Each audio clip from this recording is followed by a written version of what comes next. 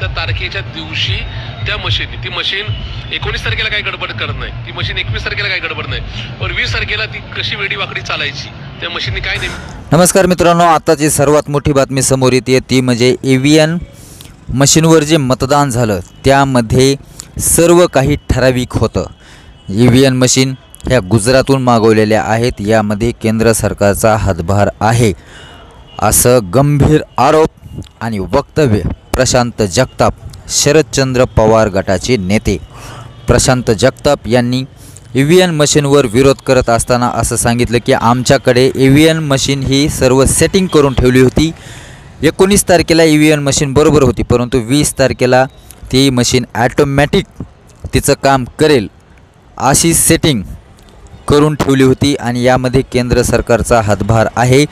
आणि ती मशीन प्रत्येक भागातून वेगवेगळ्या मशीन आल्या आणि त्यामध्ये असं काही चिप लावण्यात आलं की ते 20 तारखेला सकाळी 9 ते संध्याकाळी 5 वाजेपर्यंत ती मशीन तिचं काम करणार, ॲटोमॅटिक सिस्टीम असं काही त्यामध्ये अगोदरच तयारी करून ठेवली होती. 25 मतं जर महाविकास आघाडीला पडले असतील तर त्यामधील 15 मतं हे ॲटोमॅटिक समोर कमळाला किंवा घडीला ॲटोमॅटिक जात होते.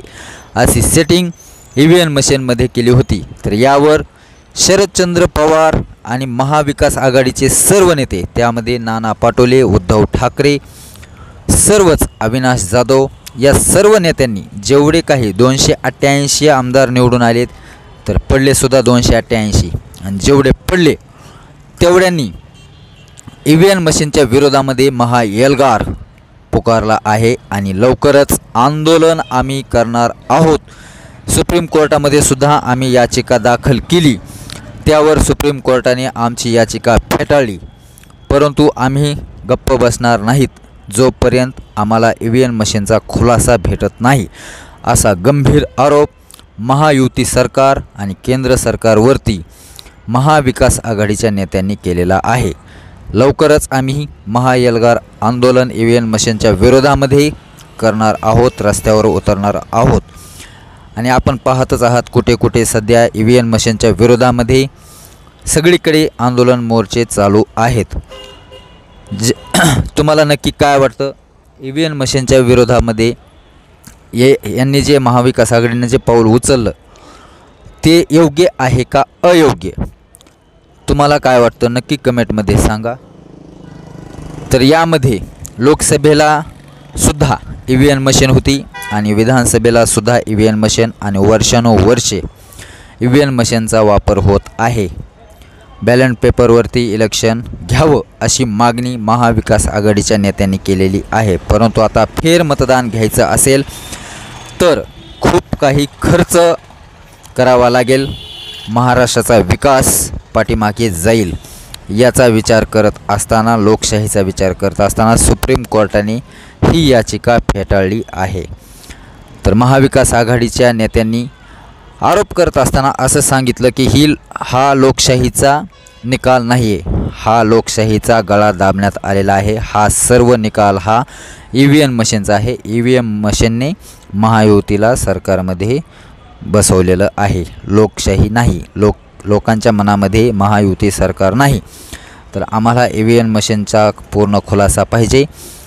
आणि ज्या वेळेला प्रशांत जगतापांनी इंटरव्ह्यूमध्ये सांगत असताना सांगितलं की ईव्हीएम मशीनची पूर्ण सेटिंग केलेली ऑडिओ रेकॉर्डिंग, कॉल रेकॉर्डिंग आमच्याकडे आहे, वेळ पडल्यास आम्ही ते पण प्रदर्शित करू, असा गंभीर आरोप जगताप यांनी महायुती सरकार केंद्र सरकारवरती केलेला आहे.